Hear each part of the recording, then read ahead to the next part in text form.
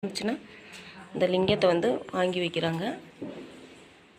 பாருங்களேன், சூப்பராக இருக்குது பார்த்தீங்களா? பாருங்க,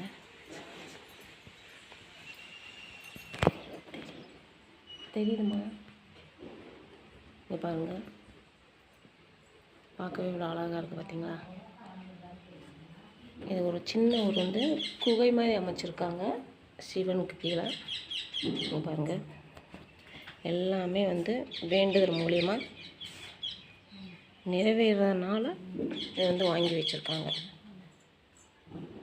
பார்த்தீங்களா? வள்ளி வள்ளி லைட்டடி லைட்டடி. எவ்வளோ அழகாக தெரியுது.